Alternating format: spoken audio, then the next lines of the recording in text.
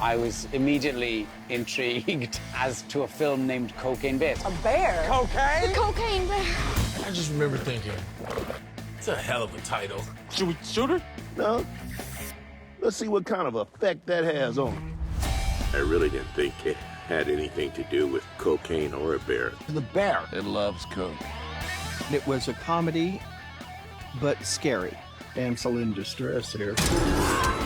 What the hell is this? I don't like this. There's a bear on freaking cocaine. From page 3, I hadn't even gotten to my character yet. I was like, oh, I'm doing this movie. Bears are very peaceful creatures. Oh, shit. When I read the character, I had that moment of, I think the exact words were, fuck yeah? I think it died. It's so out there and bizarre, and the real story is out of control. The true story of Cocaine Bear starts way earlier than this movie. Andrew Thornton. He's many things, lawyer, policeman, DEA agent, then drug runner himself. Andrew Thornton's MO as a drug runner was that he would take these airplanes and he would fly low and drop loads that would be picked up by drug runners on the ground. Upon realizing that his plane was going down, he threw bags of cocaine out of his plane into the Appalachian Mountains. It's a total mystery what happened on the airplane. 3 months later, they found a black bear in the Chattahoochee forest. And the bear had consumed what they thought was about 70 pounds of cocaine. I essentially make comedies, and I put them inside of other movies. And this is a comedy inside of a horror movie. That's a fucking bear. When I read this script, I just knew how to communicate that tone. I have been a fan of Elizabeth for a long time. She's got her director hat on this one. I'm not gonna lie, I was bummed that I couldn't do a scene with Elizabeth. You're not gonna do no cameo, no nothing. Guys, I can't believe it. I've gotten the opportunity a few times to work for actors turned directors, and it's just wonderful. She's so funny, and she loves improvisation, and she has this unique feel of what is funny and what is true. You annoyed the fuck out of her so good. If she says, look, I need a little bit more of this, I can trust that she's gonna put me on the right track. How do you take those 2 fingers off? They're not even next to each other. She's so meticulous on what she wants and so explicit on what she wants. I think she sees it all in her head really well. That's her gift. That bag's worth 14 million. We have such good luck in nature. These characters were so well written. The opportunity that provides is that you have this great cast. Apex predator, high on cocaine, and you're going towards it. It's just a deer or a raccoon. A possum. Squirrel.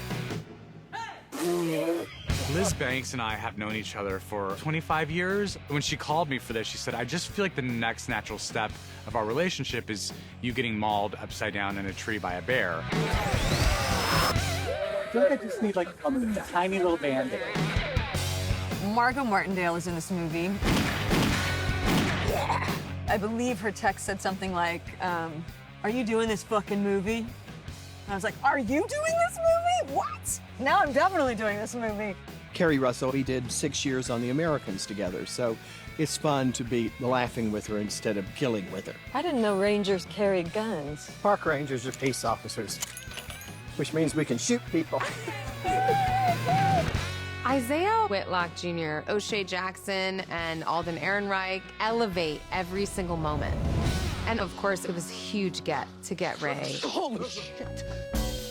The last person to know anything about this bear in the movie is Sid White, played by Ray Liotta. What the fuck happened to you?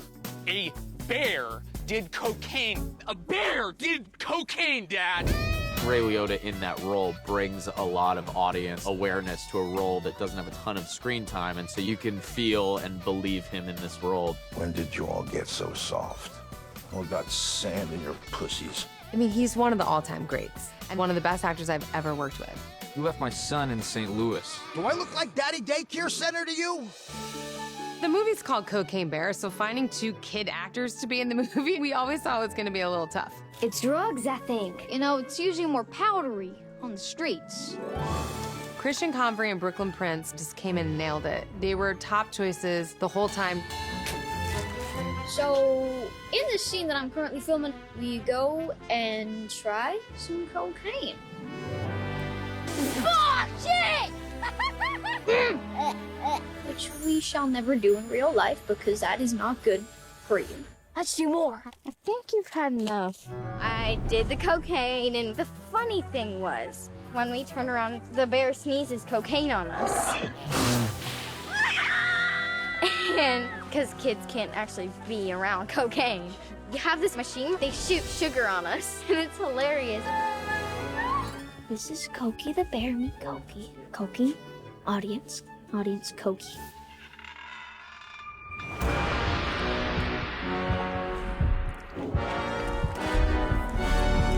One of the first things Liz said to us is like the emphasis for her is that it has to be a photoreal bear, otherwise the whole thing falls apart. We knew we needed to find a great bear performer to work with us on the film. We have a bear on set, and his name is Alan. And he walks around on the sticks with his helmet.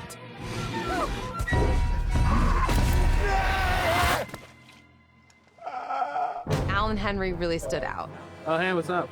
My role in this film is I am the physical performer for Cokey, the bear. And Alan's able to do kind of becoming the physicality of the bear, and that's so much more useful for the actors.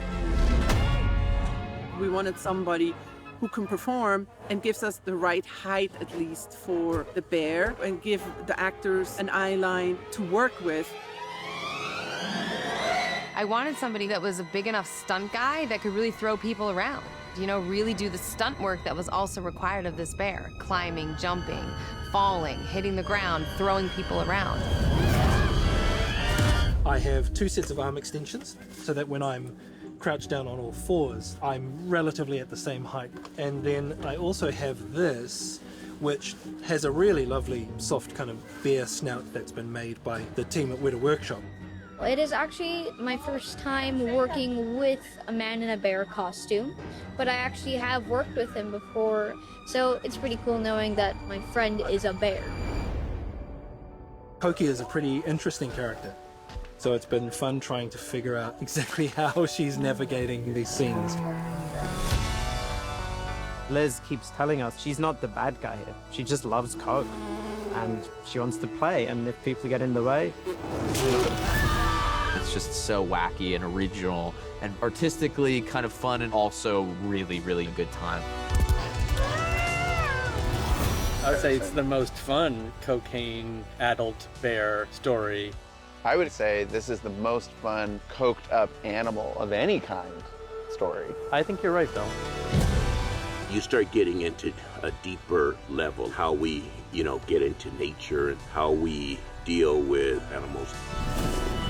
You can't blame nature for turning around on us when all we're doing was fucking with nature. I'm not leaving without that cocaine! This bear is for real. She's a survivor. It was really important to me that the bear in our film become the hero of the movie.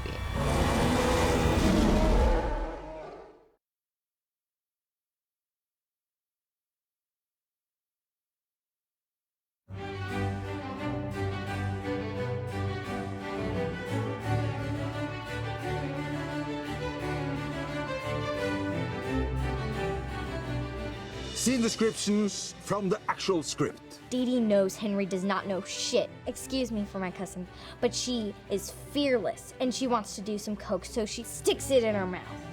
Oh, son of a bitch! Dee Dee glares at Henry, then hands him the brick. Your turn. Ugh. You do it then. Henry takes the knife from her and stabs the brick and pulls out an anthill of coke. Then he licks it off the knife. Fuck! Shit! David washes his hands in a 2P 1-poo bathroom. He turns around to dry them when he sees, standing in the doorway, the 2 champs. Fuck is this? Vest in the middle, To his left is a peach fuzz teen wearing a yellow shirt who we'll call Stash. The last one of them is Ponytail.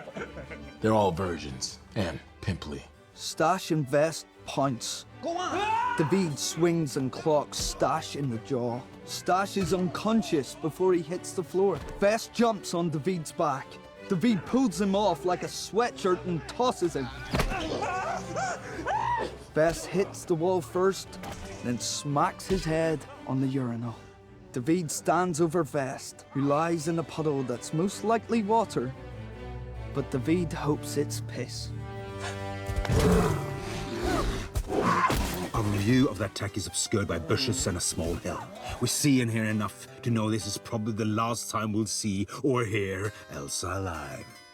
Olaf can't move. Dude, do something! But the sounds, they're just too horrific. Then Elsa's boot lands directly in front of him. Her foot is still inside it! Ah! Ponytail opens the door. The bell dings. Cokey's outside. That's a fucking bear. Liz shoots. Bang! The bullet goes straight through Ponytail's head. The bear's brown snout is stained with blood and coke. That's probably my favorite sentence ever. The bear approaches Eddie from behind and climbs over him. Then it collapses on top of him, pushing Eddie's face into the dirt. See, to me, this was serious because I was the one getting sat on. Oh man, you fucked. After Stash says, lizards are good listeners, but people are good at hearing. Flip around to see Eddie and David thinking, what the fuck is he talking about? It's the sweetest thing I ever heard. He's up. And Stash gives him one. Bob holds a brick of coke in the air and rips it open with his mouth. The bear runs to the gazebo, and Bob dumps it all over her like it's cocaine Christmas. Yeah.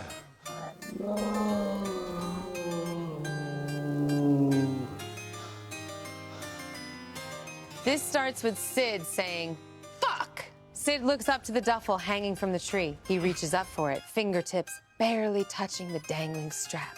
When, on the top of the cliff, Cocaine Bear in all her fucking glory roars and it carries through the canyon like at the end of the but with more cocaine.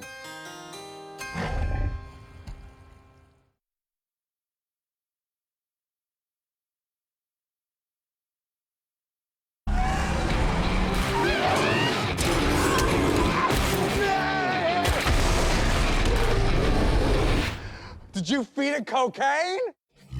Oh, shit. Elizabeth Banks called me and she's like, listen, you're gonna get mauled by a coked up bear, but really everyone gets mauled by a coked up bear. A lot of us don't make it, and the ones that are left really are the people you might be rooting for. Me.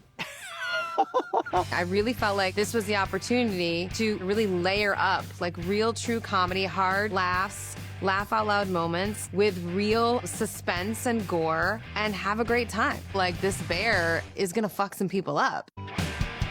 For Peter's death scene, I knew Jesse was just gonna go for it from the beginning. So we're here on set, which is a forest. The first half of this movie was me and Margot and Jesse in the woods doing ridiculous things. We've been shooting this bear attack that happens in a tree for about 4 days now. Now we're getting to the part where things really get ugly, literally. This is a guy who thought that bears were his friend and that they were never gonna hurt him. Today is a really sad day for Peter. Everything he thought he knew about bears is false, especially when a bear has had too much cocaine. He was game to go up in that tree, like for real. So I said, all right. He went to a bunch of rehearsals where they put on the harness and they strung him up. You're safe. Bears can't climb trees. Of course I can! The scariest part for me was actually falling backwards. God damn, that's scary. Sort of like a trust fall, but there's no one actually there catching you. It's just a wire, and you're also 30 feet up in the air. They put all these just-in-case mats down at the base of the tree, and that actually made me more nervous. There's a bit of special effects makeup on this. I mean, when you're in a movie where a bear is gonna maul people, a lot of people don't know this. They don't actually let the bear maul you. We tied a whole blood rig to him that was gonna pump blood all over him, upside down. We brought this bad boy out. Each one can be controlled separately. You've got an on-off valve. And we ran about 8 meters of beer line down to a pegler, brought it up to 4 bar, and opened the valve. It's a lot of blood, which tastes really good, actually. It's very sugary. He had to pretend to be eaten by a bear the entire time. He gave it everything, and the performance is incredible. We really don't cut away from it. For a long time, we really wanted the audience to be in it with him and the horror of what was happening to him. Oh, no, God. No! No! Get off of me! No! No! No! Get off of me!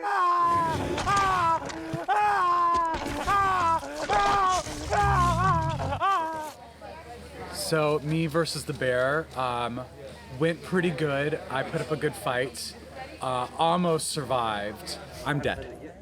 The visitor center attack, I imagined it from minute one. I remember drawing a picture in my script of the room and that we were gonna sort of create a very flat piece where we could see everything in the same frame. Once we built a set, the camera actually went into the fireplace so that we could get the wide angle lens that I really wanted and lens the room properly. In the scene, Cokey the bear is trapped inside a storeroom, and one of our characters walks in, sees the bear, starts stepping back.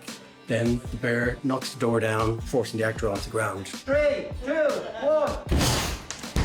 To achieve this, we're using a RAM, which we can build up to 500 PSI or as low as 10 PSI. That way we've total air control over how much force is placed on the door to remove it from its hinges. I fall down on the ground, have the door on me, and then Alan, who's the nicest guy in the world, plays the bear, and he's jumping up and down on me, and they have like a mat between me and the door that's kind of like taking some of the pressure off. It's been very scary, and it helps the acting because there's actually someone on top of me jumping up and down. This is our drool rig. It's simply an oversized syringe. We place our drool in here, and we just press this, and the drool is forced out either side. I am pinned underneath the door, and he's firing the drool at me, squeezing it out as if the bear's drooling. In this case, we've actually made it vegan friendly, because in this day and age, we weren't sure whether any dietary requirements for the actor, so we decided to play it safe.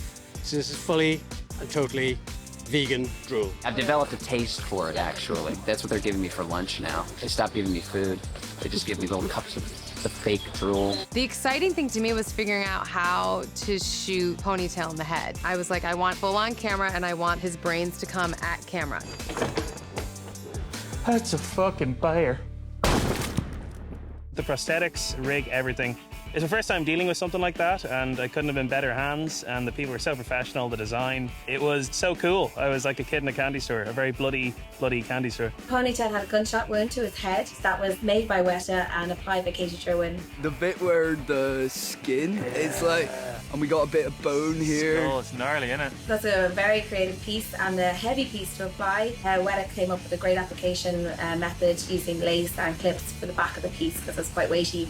And then Katie Sherwin here in Ireland did a beautiful application. So I spent half my time walking around with this massive wound in my head, which I was kind of like Santa Claus on set. People just come and take photos with me. The best thing that happened on set was Ranger Liz. I mean, her reaction to shooting this guy in the head when she screams, that just came out of her. Ah!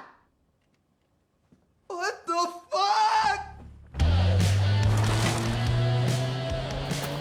The ambulance sequence, my favorite sequence in the film. It was what I was most excited to shoot. And I remember saying, this is like Fast and Furious if instead of 2 cars, one of the cars is a bear. The ambulance was sort of the most complicated, I would say, being that you're inside the ambulance. We have to shoot all the second unit, which is the action on the outside of the ambulance. Plate shots to put the cocaine bear in, chasing the ambulance, and to make it believable.